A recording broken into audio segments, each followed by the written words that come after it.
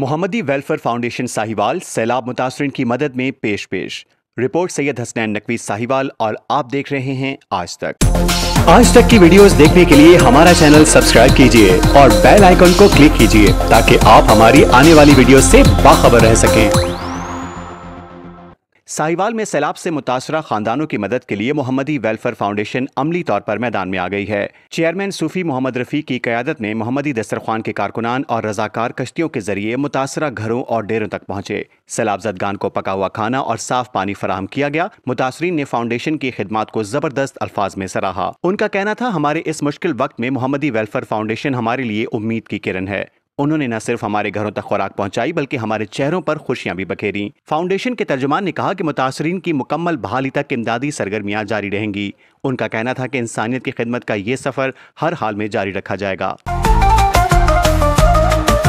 आज तक न्यूज़, खबर सच के साथ।